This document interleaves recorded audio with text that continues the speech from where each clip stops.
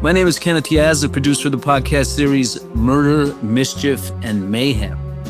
Available anywhere you listen to podcasts. Murder, Mischief, and Mayhem is an anthology of sensational stories from America's criminal history that captured the public's imagination in the late 19th and early 20th centuries.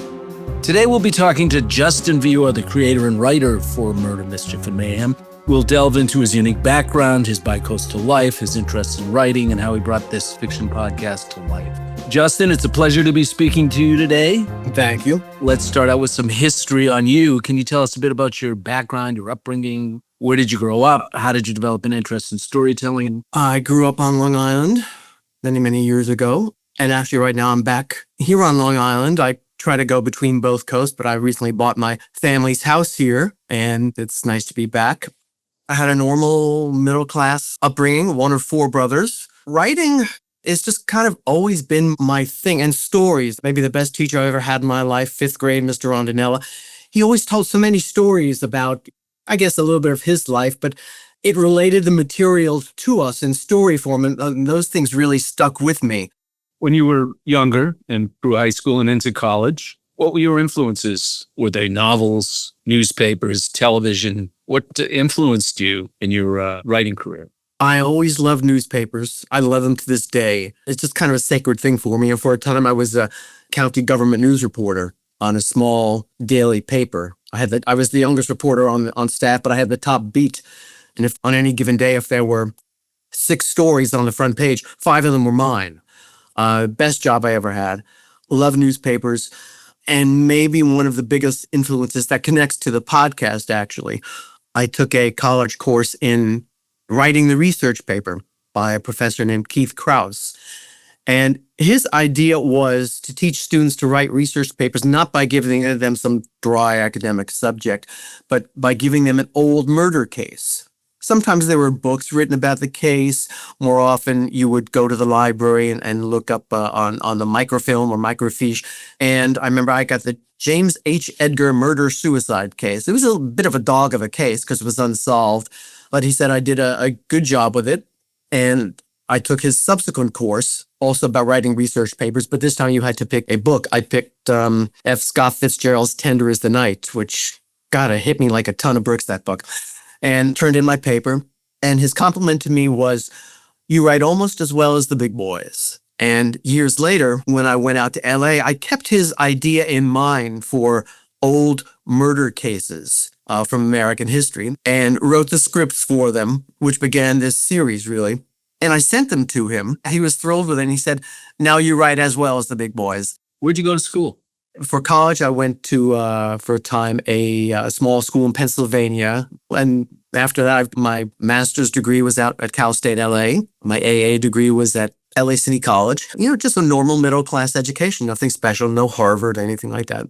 So when did you move to California? What prompted that move? Sometime around late 80s, I guess it was. I first did a short stint in Newport Beach, then moved up to LA.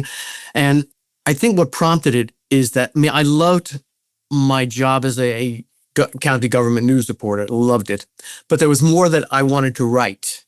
And I knew that. But at some point I said, no, I got to get out to LA and see about the entertainment writing. So I threw all my belongings in a Honda Civic station wagon and drove cross country in California. You're in LA. You're brand new. You were probably looking for work, I assume, and writing at the same time. What was your experience like in the early days in Los Angeles? Just like any new would-be writer, or on what the actors go through with their waitering stints, had to have some sort of job to economically survive. I worked as the office administrator of John Douglas Company Realtors, the biggest real estate company in LA at that time. Eventually, I was the executive assistant to 4 talent booking agents at Nationwide Speakers Bureau, where I met Ed Adler, who helped us with this podcast. I think I have 31 screenplays and projects to date, one of which, Murder, Mischief, and Mayhem, started out as television scripts. And eventually a friend said to me, I think this would work better as a podcast and it'd be cheaper, and podcasts are all the big thing these days. And so I modified the scripts into that. And with the 2 or 3 initial murder cases, stories that I had. That's ballooned up now. I think I have 27 to date. But, the research and then the writing, each story is broken up into segments, episodes. And it's just worked out very well. I've become very good at the research and the writing aspect of it. After you moved to LA, you got into some gigs that were essentially teaching assignments. Could you speak to that a little bit? Yeah, the teaching thing has always been a special thing for me, and I consider it one of my 3 or 4 talents in life. I'm just really good with kids. And I remember when I was a student and how unhappy I was, and then I would go on, teaching assignments, substitute teaching. And often I would stand out in front of the school and see these kids, and they looked miserable. And I remember how unhappy I was in school. So when I go to teach, I go in there with the objective of not to bore my students and to make them happy. Comedy, laughing. I get other teachers, students sneaking into my class. And maybe the most special aspect of the teaching is that I also teach in prisons, in Men's Central Jail and the Twin Towers Correctional Facility. The inmates are actually easier to teach than the middle school students. I've been punched in the face by a 9th or 10th grade girl before who didn't want to learn algebra. Punched me in the face. The inmates are mostly very respectful. They are so happy that you're there because you're relieving their boredom, which I understand. I understand the situation you're in. I'm not here to judge you. I'm here to give you my best every day and to, make you laugh and, make it a good 2 or 3 hours, whatever we're together. So the teaching has always been a special thing in my life. I had a television show for 6 years called Transit TV Teacher. It was aired on all of the metro buses in LA. And an odd story about how I got it. I wasn't looking for it, but I was driving down the freeway one day and some idiot talking on a cell phone rear-ended me. I said, I don't want to drive in LA anymore. I'm going to start taking the buses, which I had never been on before. And the very day I sat down on the metro bus to take my first ride, oh, cool, they have television screens here. And they're advertising an essay writing contest for President's Day. Pick your favorite president, write a 5-paragraph essay, and the winner wins whatever, 500 or whatever it was. And I knew I'd win. And I had a favorite president, Theodore Roosevelt. I win. So I go to the studio, and the president of the company, shakes my hand and gives me my check and take a picture. He asked me, what do you do for a living? I said, well, I'm this and that and the other thing, and I'm a teacher. And you go, oh, a teacher? We have an idea for a TV program we want to air on Transit TV here. We're thinking of calling it something like Transit TV Teacher. But we would need someone to, write through 3-4 minute lessons and then come into the studio and deliver them on camera. Would you be interested? Okay. And, later on, I realized, this is a gig that any actor in LA would kill for. But, it just kind of fell into my lap. So that aired for, I think, about 6 years. And what subjects did you cover in these? Any general education subjects, got into math sometimes. I would pick a word and talk about the etymology of it, where it comes from, how to tell a verb in a sentence, which teachers don't teach that correctly. They do it totally wrong. I do it differently and fun and make it so easy for students. And by the time my 15-minute lesson on verbs is over, the students go, oh, that's so easy. I said, yes, it is. But teachers make things so laborious and so complicated, but that's not the way I teach. And what was the reaction to these clips from the viewing audience? After I got rid of my car, I rode the bus all my time in LA, and I would get on the bus and people would start looking at me and pointing. And I remember when I went in Men's Central Jail into one of the pods, and the inmates would look at me and go, do we know you? And have you ever been in jail before? I said, no. And you sure we don't know you? And then someone would go, wait a minute, you're the guy on the bus. It ran for 6 years. Mine was the most, so they tell me, the most popular show on the Transit TV network. One time the president of the company said, you have any interest in learning how to drive buses? We need bus drivers.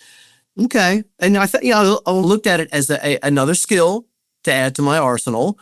And they were training me for free and everything like that. And I never done anything like that before. I'm not very mechanical, but they taught me how to drive the small 24-passenger shuttle buses and the big metro-sized buses, which is very scary for me. But I was able to do that.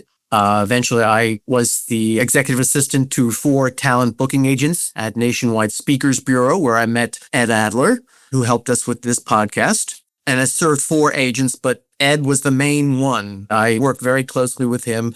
He's a great salesman. He took me in on everything that he was doing. He would always ask my opinion, and he valued my opinion. So years later, when I got the idea for the podcast, I turned to him and asked his advice, and he was able to help us make it a reality, get it on the internet. My cubicle was right outside Ed's office, so we were always in close communication throughout any given day. And I remember one time he said to me, I know you write, but what do you write? And I mentioned my screenplays and things like that. And I had just finished a stage play called Desi. Lucille Ball gets so much discussion and the screen and everything like that, but Desi was really quite brilliant in what he did. And so I wrote a stage play called Desi and gave it to Ed to read. He said, this is really good. So we talked about agents, and he might refer me to someone or other for an agent. When Murder, Mischief, and Mayhem came up, he was the one I turned to, said, if I change this from television to podcasting, how can I make a go of it? These cases were as big in their day as O.J. Simpson and the Mendez thing were today. But they've pretty much been all forgotten. I mean, everyone remembers the name Lizzie Borden. I try not to choose cases like that because they're well known. So I kind of look back into history to find cases that are less well known but still were really big. But this was back in the days before, all the high tech stuff that police have. But a lot of the cases like that, they're just so interesting compared to the modern stuff that you see on TV. I pick an old murder case from American history and I write the script from beginning to end of the case as to how it happened.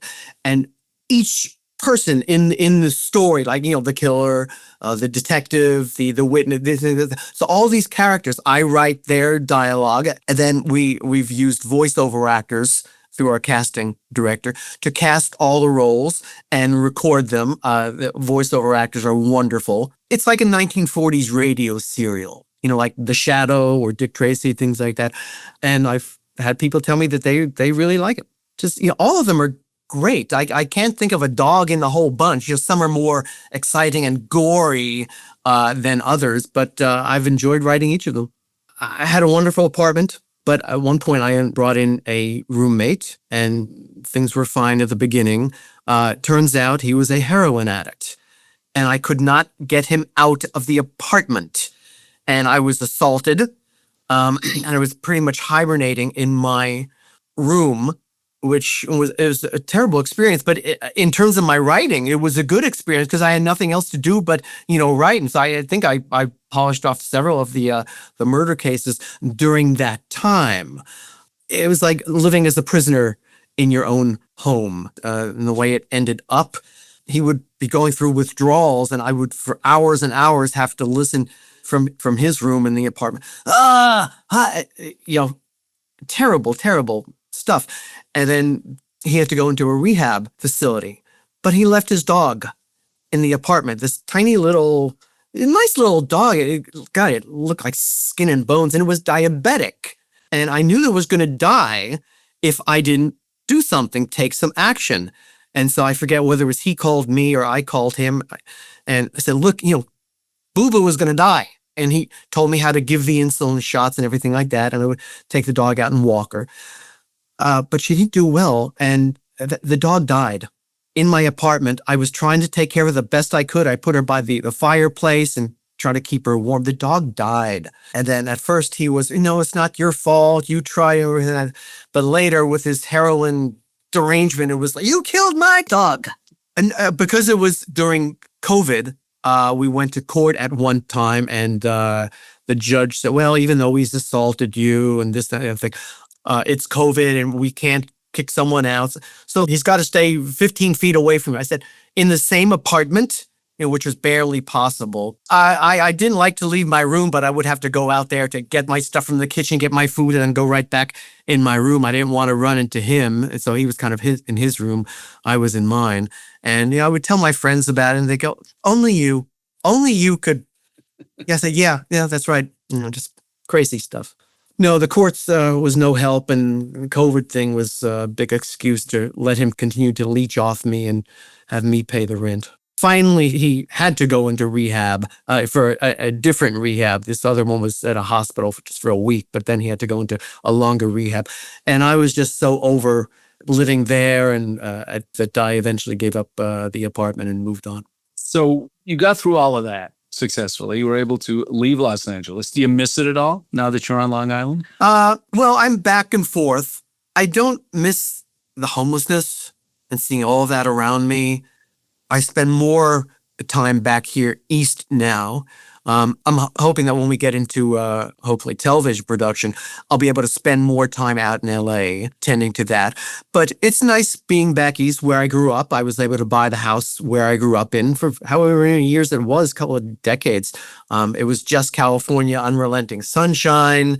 And, that gets old after a while. And the people are also different. The day I drove back cross country and got back here, the neighbors saw me unpacking my big SUV and whatever. Oh, he's back. Oh, everything's going to be okay. And it was nice that they regarded me as such. And, they wanted our family to still be here in the house. And we are in the form of me. What do you see as the future for Murder, Mischief, and Mayhem now that it's been produced and it's on the air? I mean, we have so many more episodes in the pipeline that we'd like to produce. Where do you think we can go with it? I think the historical aspect of it is more interesting than any other real life murder drama show on TV, like Forensic Files, things like that, just for the history aspect alone. And some of these cases are really bizarre. One case that I titled Half His Daughter. And it was a little bit special to me because where the father gave the ransom to the kidnapper to get his daughter back, that exchange took place on a street where I lived in LA, South Manhattan Place. But I titled it Half His Daughter because when the father gave the kidnapper, who was like 20 years old and from the Midwest and came to LA to be a movie actor, this is back in 1927 or something like that, that's exactly what the father got back, half his daughter from waist to head. And the rest of the body was found in Elysian Park, which eventually became Dodger Stadium and things like that. A big case. And the young killer, he escaped up to Seattle or something like that, and the police caught him there. And the LA police went up there. They're bringing him back down to LA on a train, and they're listening to his story. And a lot of them had to leave the train car because they couldn't believe it, what happened and why he did this. To me, it's just no contest, the interest value of these stories. But I've compiled 27 cases to date. That, I think, comes to about 117 episodes. So we have plenty of material for, the first 5 seasons or whatever, or more. That's where I hope the future of this is going. There was one case I wrote, and it took me 9 episodes to tell the story. It was about New York City Police Lieutenant Charles Becker. And he was a real asshole at the beginning, heavy on the billy club and, beating the shit out of people and graft and taking bribes and all this kind of stuff. And his first wife, he wasn't very good to, and I think she died young, nothing to do with him, but she died. But then he met his second wife, and he loved her so much, and it really changed him as a person. But he had done so many corrupt things before that time that when it all caught up with him from the bribery and everything, he had a lot of money stashed away and was buying a house and 2 houses, things like that, and a car, which he shouldn't have been able to afford on a policeman's salary. So he became the poster boy of bad police behavior, and he was put on trial. He was kind of railroaded. I mean, they had all these rats and snitches and things like that who were underworld, who were worse than Becker. But he was sent to Sing Sing and given the death penalty. His wife went to the governor and begged for his life. And the governor, of course, of New York, was drunk at the time and didn't take her seriously. But after she realized that failed, it was the night before his execution the next morning, and she went to the prison to tell him and break the news and spend the last few minutes with him. But if I could have a final meal with someone, it would probably be Charles Becker and his last meal there at Sing Sing. And I'm sure he didn't have much of an appetite, and I wouldn't either. But it's just an amazing story, an amazing experience for someone to have to live through. There's no limit to the material that's out there, again, because it's all part of American history. People always think that American history is George Washington and the Declaration of Independence. And yes, it is. But there's an American history of murder and scandal and the dark side of things. And it's really interesting. People kind of gravitate towards that. They just find it fascinating, as I always have. It's been very educational for me as well, and for our cast and crew, because the first one we did was, a revelation. It was the story of how J. Edgar Hoover put the FBI on the map when they were just about to go out of existence. And, he was as good a marketing guy as he was an investigator. He was probably a much better marketing guy than he was an investigator. That particular story was sensational and caught the attention of the American public along the lines of kidnapping being a federal crime. I learn a lot when I research and write things that, that I didn't know, that I was vaguely aware of, and this kind of fleshes out my knowledge of it all. And it's just really interesting stuff. Well, I certainly hope you'll do one about Sacco and Vanzetti. That's another good one. It was a major case in its day. People kind of vaguely still know the names. And it must have been about 10, 15 years ago, I did read a book on the case. So it is on my radar list. And at some point, if I feel that I can get it done in something less than 8 or 9 episodes, I would like to do the Sacco and Vanzetti case. Any final thoughts? I hope I've conveyed why I find Murder, Mischief, and Mayhem as a topic and as a franchise just so interesting. I think anyone who listens to it, or even better, sees it on television, will just be really wrapped up in it. And then when they compare it to the more modern stuff, it's like, no, history is much more interesting. I'm going to go with that. So I think we've got a winner here. Murder, Mischief, and Mayhem is an anthology of our rich American heritage of scandal, mystery, and murder, revived from the faded pages of history. You can find Murder, Mischief, and Mayhem wherever you listen to your podcasts.